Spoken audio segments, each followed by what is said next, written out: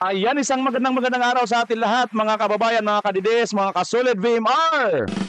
Maligayang pagbabalik sa ating channel. This is it, Pansit. Breaking my heart. Breaking the heart of the mga tambalos-los, tambe at bangag kuting. Bakit, mga kababayan? Panalo na po si Vice President Inday Sara Duterte dito po sa kaso na isinampa po sa kanya, no? Ito pong nangyayaring ito, mga kababayan, ay pinagkatuwaan po ito. Tuwan-tuwa po ito, mga tambangag na mga balager. At nakasuhan daw ang ating Vice President Inday Sara Duterte. Hindi man naman sandamakmak na estupido tarang ugag itong mga ito. Napakasimple. Isipin nyo, mga kababayan, akala siguro nila ang mga hukuman natin ay kayang-kaya nilang ma-impluensyahan at kayang-kayang mapaniwala ng kanilang mga kabangagan. Kaya kung ano-ano na lang, sampa na lang agad sila ng kaso. Hindi nila alam na matitino at hindi naman siguro mga bangag. Piliin mo yan. Ikaw na nga ang muntik makapanakit. At itong si Vice President Sara Duterte, pangalawa sa Pangulo dito sa ating bansa. Pinakamataas. Pangalawa. Sabagay, ayon nga kay BP Inday Sara, hindi daw marunong itong itong si BBM magpresidente. Di dapat si BP Inday na lang talagang Pangulo.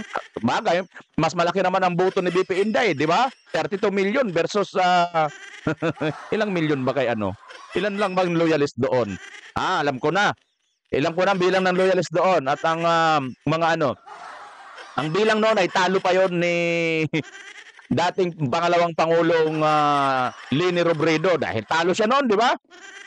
Mga kababayan, kaya lang naman siya nanalo dahil dito kay BP Inday Sara at sa mga Duterte. Aminin na. Wag na kayo mag-deny. Ito nga ngayon, ginigipit ninyo dahil nga alam ninyong panalo na naman sa 2028 ito, presidential election. At takot na takot kayo dyan dahil nagsama-sama kayo. Nagsama-sama kayo upang gipitin ang aming pangalawang Pangulo. Breaking news, mga kababayan. Paki-like and share po at paki-subscribe na rin sa hindi pa po nakapag-subscribe dito sa ating channel, ang BMR channel. Ito na po ang ating balit. Huwag na natin patagalin yan. Panalong-panalo po ang ating Vice President Inday Sara Duterte. Ayan ang balita sa UNTV. Legit. Dinismiss ng Quezon City Prosecutor's Office ang mga reklamong direct assault, disobedience authority at grave coercion kina Vice President Sara Duterte. Andali lang disobedience authority. Biruin mo yan, ang nag-disobedience pa yung pangalawang Pangulo. Doon lang sa utusan lang naman kung tutusin, mas mababang ranggo. Di ba? Anak ng teteng talaga. Ang nag-disobey pa yung ang pinakamataas. Ang tindi, ang lupit talaga, tuloy. At edito na si Police Colonel Raymond Dante Petina La Chica. May kinalaman ng mga reklamo sa nangyaring insidente noong Nobyembre 2024 sa Veterans Memorial Medical Center o VMMC kaugnay sa paglilipat kay Attorney Zelveca Lopez na Chief of Staff ni VP Sara mula VMMC patungo St. Luke's Medical Center. Batay sa resolusyon ng piskalya, lumalabas na wala namang pananakit na nangyari, pagsuway sa utos o kaya'y coercion o intimidation na ginawa ang pangalawang Pangulo sa complainant na si Police Lieutenant Colonel Van Jason Villamor. Paliwanag ng piskalya, natural lamang at lehitimong reaksyon ng ginawa ni VP Sara dahil nakakahila ng galit ang ginawa ni Villamor nang tangkain nitong isara ang pintuan ng ambulansya at muntik nang tamaan ang Vice-Presidente. Dahil dito ay hindi kinatigan ng piskalya ang mga reklamo alinsunod na rin sa direktiba ng Department of Justice na kailangang may malakas na ebidensya para maisampa ang anumang kaso sa korte. Ayan ang balita ng UNTV. Pinapalakpakan yan, mga kababayan. Palakpak. Good news po ito. Dito po sa ating pangalawang Pangulo. Kita nyo naman, wala namang hinanggawang masama doon. Ayon nga sa desisyon ng prosecutors, no? Wala namang doon, no? Walang coercion or walang natural lamang 'yun na reaction dahil nakakahila ng galit ang ginagawa ninyo. Karin mo, nakakahila na ng galit ang ginagawa ninyo, kayo pa ngayon ang malakas ang loob. Ang kakapal talaga ng mukha. Pa talaga ang malakas ng loob na kayo na nga yung nakaperwisyo. Pili mo pa naman, umpisa pa lang, saan ka ba nakakita ng desisyon na hindi pa naman convicted criminal, dadalhin mo doon sa mga convicted na kulungan facilities like women's facility. Hindi pa nga nakakasuhan yan si Attorney Zulyeca Lopez. Saan ba ang ano dito? Mabuti na lang siguro kung ako mabuti hindi na ako naging prosecutors, no? Kasi ako naging prosecutors, hoy, nag-iisip ka ba? Ha? Tuloy mo. Ano namang ginawa sa yung tao? Dumipinsa lang. Ha? Dumipinsa lang yung tao. Ikaw nga yung muntik magbagsak ng pintuan, muntik nang masaktan yung ating pangalawang pangulo. Hindi mo ba alam yan? Halal yan ng 32 million? Ha? Tapos gaganyanin ninyo? Abay, matindi talaga. Mabuti na lang mga kababayan at malinaw pa po at maayos pa po ang pag-iisip ng atin pong mga nasa kinakaukulan, lalo na po dito sa mga hudikatura natin. So palakpakan natin, congratulations sa inyo dyan dahil hindi po kayo nagpadala po ng parang ano lang, yung parang maano lang nitong mga bangag, lalo nitong mga bangag ng mga balager. Diba? Pinagpistahan nito nila noon, mga kababayan, ang tindi ng kanilang ano. O ngayon, ano na? Dismiss. Pag sinabing dismiss, hindi nyo na pwedeng sampahan uli ng ganyan, ha? Baka naman mamaya, may mga lutang na naman. Hey! Wag na ganon, wala na. Wag nyo nang ipagkalagpang yung kabangagan at wag nyo na kaming hawaan pa, ha? Mga tambangag na mga vloggers. Utang na loob, ha? Magsibalik na kayo doon sa loob ng mental. Doon naman kayo galing eh. Doon kayo dapat, ha? Okay? Ito pa mga kababayan. Good news po yan, ha? Ito, mayroon po pala ritong ginawa si PRRD patungkol po dito sa BICAM. Panoorin po ninyo, ha? Kung ano po ba ang ginawa ni PRRD tungkol dito sa BICAM. Ha? Kung tutusin nga, dapat pasalamatan nyo pa si PRRD dahil si PRRD pala ang mayroong effort sana tungkol dito sa BICAM. Kaya lang, mga kababayan, ayaw ninyo siguro dahil hindi nyo na hindi nyo pinagtulungan na ipasa no? Kung tutuusin, dire mo panukala na yan ng Pangulo para na sa inyo yan. Pero bakit mukhang hindi nyo yata pinaburan? Bakit? Mas gusto nyo talaga yung kayo-kayo lang nag-uusap para walang pananagutan, parang ganon? Ha? Mga kababayan, yung BICAM, 'di ba? By scandal na nila ngayon na nangyayari. Napakalaking ito yung pinakamalagang batas na ginagawa nila. Ito na nga lang yung kanilang batas sana na may magiging legacy nila, no? Legit talaga magiging legacy nila. Baka tatakot-takot pang kapalpakan ang kanilang ginagawa. Biruin mo yan, pinagkatamaran pa. Inasa lang doon. Ito ang pinaka-importante. Yung mga AJK na yan, nasaan yan? Nasaan ang inyong mga magagandang nagawang batas dyan? Tungkol dyan sa mga investigasyon sa Pugo na yan, tungkol dyan sa antog nito, yung sa Pugo, sa AJK, sa confidential fund na dyan, naubos ang 1 taon nyo mahigit dyan. Kakatanong nyo kay BP Inday Sara, nasaan na? Nasaan ang panukalang batas ninyo? Nasaan ang batas? Nasaan ang malinaw na nagawa ninyong kabutihan dyan na pinaggastusan ng milyon-milyong pera ng taong bayan? Aber, ilabas nyo nga kung mayroon. Pues, ginawan kayo ng malasakit ni PRRD noon. Ito, panoorin ninyo kaso nga lang, mukhang hindi nyo yata ito pinansin eh. Para ito sana sa inyo, para once and for all, di ba? Magkaroon kayo dyan ng legitimacy. Kaya lang, mukhang gusto yata talaga ninyo yung nandun lang kayo sa limbo or sa illegal eh. Ito itanong ko lang naman. Hindi ko naman sinasabing gusto niyo yan. Pero ito, panoorin po ninyo itong balita ng News 5, mga kababayan. Ang kontrobersya tungkol sa mga blanco sa BICAM report ng 2025 budget umabot na po sa Korte Suprema. Ang punot dulo ng kontrobersya, ano ba talaga ang kapangyarihan ng tinatawag na Bicameral Conference Committee? Teka, ano yun? Ganito po, ang Senado at ang Kongreso gumagawa ng mga panukalang batas. Isang halimbawa po dyan ang taunang budget. Pero siyempre, madalas may mga pagkakaiba ang mga yan sa detalye, sa mga numero, at pati po sa pagkakasulat ng batas. Hindi ko pala na-share kanina. Di ba, narinig nyo naman, di ba? At yan lang din naman ang picture niyan. Sige, importante narinig nyo, ha? Sinsya na. At least, narinig nyo naman. Unless doon sa mga bingi, hindi narinig. Oo. Okay? Narinig nyo naman kahit hindi nyo nakita ang video. Okay, tuloy natin. Pero kailangan kasi isang version lamang po ang pipirmahan ng Pangulo. So, paano yun? Diyan papasok ang natawag na BICAM, ang Bicameral Conference Committee. Isa po itong joint committee na kinabibilangan ng 8 senador at 16 na congressman na siya pong paplansya sa mga pagkakaiba ng dalawang bersyon. Kumbaga, trabaho po nito na i-reconcile o kaya pag-isahin yung mga nagkakaibang detalye o wika sa bersyon ng Senado at ng Kongreso. Sa teorya, ang bersyon na gagawin ng BICAM ay ang final version na aprubahan ng Senado at Kongreso para po pirmahan ng Pangulo. Pero ang totoo po niyan, kung merong Senado at merong mababang kapulungan, ang BICAM ang parang nagiging pangatlong Kongreso na minsan may sariling pag-iisip at merong sariling mundo. Bakit po? Nahilig din po kasi ang BICAM na magpasok ng sarili nitong mga insertions na hindi naman pinagtatalunan ng dalawang chamber.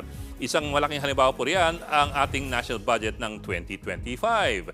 288 billion pesos ang dinagdag ng BICAM sa budget ng DPWH. Wala po yan sa original na mga bersyon ng Kongreso o ng Senado, kaya hindi po siya pwedeng tawaging reconciliation. Samantalang bilyon-bilyon ang tinanggal sa mga budget ng DepEd, DOH, DOLE at kung ano-ano pa. Yan. Kita nyo mga kababayan, bakit ganyang kalaki ang in-increase nila dyan sa DPWH? Sa Bisaya daw, ang meaning ng DPWH, daghang project, why human? Yun ay narinig ko lang biro-biro mga kababayan. Ewan ko lang kung totoo, no? DPWH in Bisaya daw po, daghang project, why human? Ewan ko kung totoo ewan ko lang kung totoo. Mga Bisaya, totoo ba yan? Nawala bang human ang mga project, napakaraming project? Biruin mo yan, ang laki pala ng idinagdag no? Increase DPWH budget by 288 billion. Wow! Ang laki! Ang laki. Tuloy! Wala rin po yan sa mga bersyon ng Senado o ng Kongreso. At ito pa, inserted 26 billion for AKAP. Agoy. Yung AKAP na ito yung sinasabi ni Super Manga, mga kababayan, na mayroon na pong pondo nakita nandoon nakaparking sa DSWD na alien. Hindi po alam kung saan nanggaling at hindi po nila alam kung bakit nandoon. Hay! Mabuti pa yung bisita kahit papaano na invite. Itong AKAP pondo na 26 billion na napakalaking bilyon na halaga ng pera. Bakit ito, mga kababayan, nakaparking na doon sa DSWD na ayon nga Super Manga, ito daw po ay may pondo na, wala pang program. Ito pala yun, isiningit na pala yan dito sa BICAM. Pasok, BICAM! Nagdagan din ang mga budget ng Kongreso, Senado at ng Malacanang. Noong Yes, ang boto-boto dinagdagan din ang budget ng Senado, Kongreso at Malacanang. Pero yung mas karapat-dapat na lakihan ng budget ang tungkol sa DepEd, tungkol sa pag-aaral, yun. Ang mangyayari nito, mas maraming pera ang papunta doon sa mga tamba, sa mga politiko, kaysa doon sa dapat mag-groom tayo ng mga kabataan para mas lalong maraming ma-educate at matuto. Bakit kaya? Bakit kaya walang masyadong budget yung binawasan pa yung disinsanay? Health. Ayaw nyo ba na maging malusog ang mga Pilipino? O ayaw nyo ba na maging mas matalino ang mga Pilipino? Bakit? Takot ba kayo na matutunan lahat ang mga pinaggagawa nyo dyan? Nagtatanong lang tayo. Ano? Tuloy. 2023 naman, higit dinoble naman ng BICAM ang unprogrammed funds ng gobyerno mula 281 billion ginawang 731 billion pesos. Saan galing ang otoridad ng makapangyarihang BICAM? Kung tutuusin po, baka questionable pa nga ang existence ng BICAM. Bakit po? Sa Article 6, Section 26 ng 1987 Constitution, ito po ang proseso ng paggawa ng batas. Ang lahat po ng panukala kailangan dumaan sa 3 readings sa Kongreso at Senado. First, second, and third reading. Pero ito po, nakasaad din sa Section 26 ng Constitution na upon the last reading, yung third and final reading ng bill, no amendment thereto shall be allowed. No amendment shall be allowed. Ayan mga kababayan, no? tatlong beses o third readings po mula Kongreso, 3 doon, sa Senado 3 rin, at ito na ang malupit. Ha? Upon last reading of a bill, no amendment thereto shall be allowed. So nasaan ang BICAM dito? Bakit may pangatlong sangay ng Kongreso sa pamamagitan nitong BICAM? Ito yung batas, ha? Ito yung 1987 Constitution, Article 6, Section 26. Kung gayon, saan papasok ang trabaho ng BICAM? At Saan? bakit pwede nitong amyendahan o kalikutin ng panukala matapos ng third and final reading? Kung tutusin, ang BICAM kasi na hindi man lang nababanggit sa konstitusyon o sa kahit anong batas. Katunayan po, isa sa mga So, ibig sabihin, Mr. Reporter, Mr. Angkor, Sir, ibig sabihin kung wala po sa batas, labag sa batas.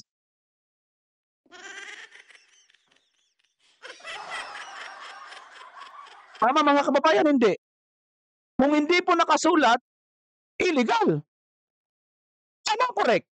Hindi, ako mga kababayan, ha, ito ito lang po yung naaabot ko.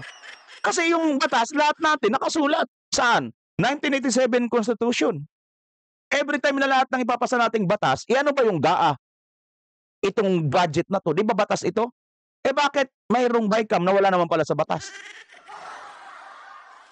Isip-isip din kayo mga tambangag, lalo na yung mga bangag na mga vlogger, nagtatali-talinuhan. panukala ng Consultative Commission ni dating Pangulong Duterte noong 2018 ang magdagdag ng isang probisyon sa konstitusyon para lamang kilalanin na meron ngang BICAM Committee ang Kongreso in existence. Dahil sa ngayon, ang BICAM lamang po ay binubuo lamang ng Senado at Kongreso.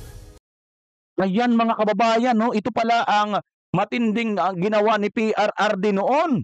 Oh, pansin nyo, mayroon palang panukala si PRRD na sana magdagdag ng provision, ito nga po, itong BICAM sana, upang kilalanin ang legality. Kaso, di ba isipin nyo ha mga kababayan, mayroon po yung, lahat po ng mga nagagawang batas, kailangan po yan hanggang third reading sa Kongreso at saka sa Senado, bago pa yan ipasa sa Pangulo. Ito mismo Pangulo na ang nagbigay ng ng provision. Bakit hindi nyo na ginawa ng paraan yan? Tatlo kayo dyan, biruin mo Pangulo na mismo, Presidente Duterte na mismo ang nag-ano noon para magkaroon kayo ng legality.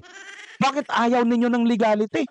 Napakaganda na sana ng ginawa ng Pangulo dito, ha? Noong 2018, provision niya sana yon para kilalanin kayong legit. Bakit? Bakit? Ha? Yan ang tanong na dapat niyong sagutin. Gusto niyo ba talaga maging illegal? Hindi. So, nagtatanong lang ako mga kababayan, ha? Tuloy natin. Sa pamamagitan po ng kanilang sariling mga House Rules. Halimbawa, sa Section 62 ng House Rules, inaatasan ng Conference Committee na gumawa ng mga reconciled version ng isang panukala. Sa Section 63 ng House Rules, nakadetalye na dapat ang mga binago ng BICAM sa magkaibang bersyon ng Senado at Kongreso. At ang final na bersyon ng BICAM aaprubahan po ng mayorya ng Kongreso. House Rules lamang po yan. Sa Senate website naman, sinasabi na ang Conference Committee ay merong malawak na flexibility or wide latitude sa pagbabalangkas ng pinal na bersyon. So ano pong ibig sabihin nito?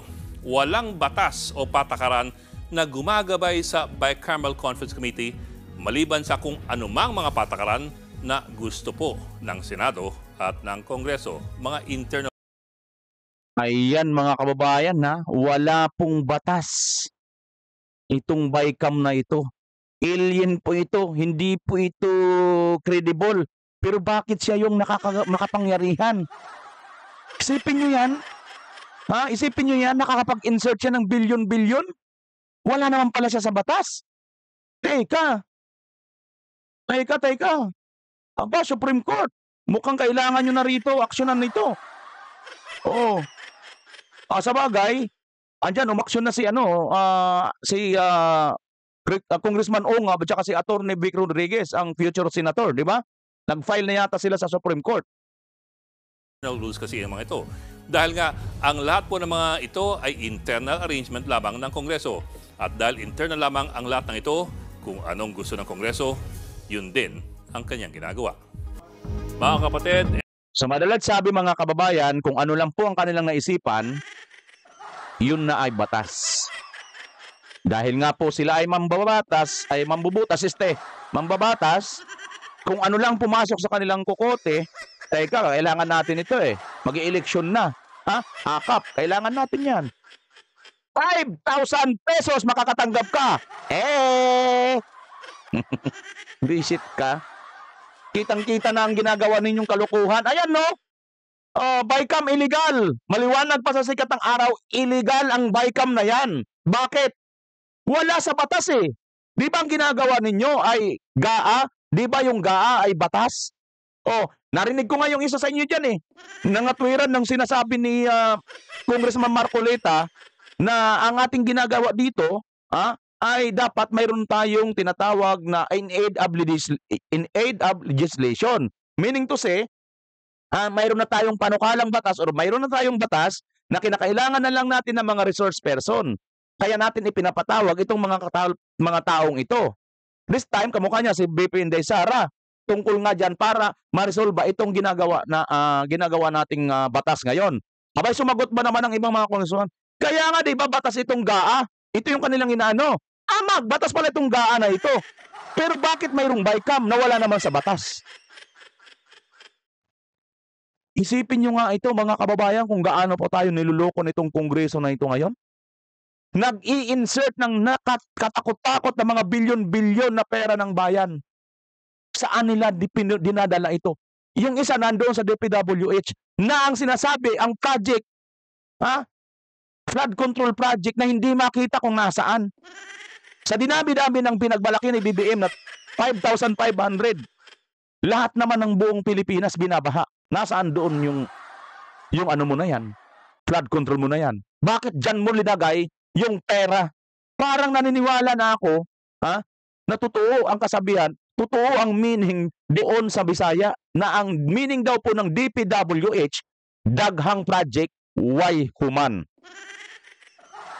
Sa Tagalog po, maraming proyekto, walang natatapos. Yun po ang ibig sabihin ng meaning sa Bisaya ng DPWH. Again, hindi ko po ito gawa-gawa. Narinig ko lang po yan, na ganyan daw po ang meaning sa Bisaya ng DPWH. Well, patawa lang naman yon. Pero kung magkatotoo yun, siguro totoo nga. Tanong, at hula lang din natin ito at narinig ko lang din. Hindi ko alam, kabayan. Ikaw, comment down below kung naniniwala ka ba, na ang meaning ng DPWH ay daghang project, why human in Bisaya. Na sa Tagalog pa, maraming proyekto pero walang natatapos. Gets nyo? Kung gets nyo, like ang video ito at pakishare at pakisubscribe na rin ng aking channel dahil tuloy-tuloy po tayo. Abangan po ninyo ang mga live at mga updates natin, mga breaking news natin para ma-breaking your heart, ang kanilang heart, hindi sa atin. Dahil kitang-kita na mga kababayan, si BP Inday hindi na lang po nagsasaba o hindi na lang po kumikibo, pero yung gaba sa kanila ay kusa na lang pong dumarating na hindi umiimik. Hindi po natin pinapanalangin, pero unti-unti na pong nagpe-prevail ang katotohanan. Muli, ito si BMR Channel, pansamantalang magpapaalam at magkita-kita tayo sa susunod na pagkakataon kung lulubin ng Panginoon. Pilipinas, as always, God first. Bye-bye!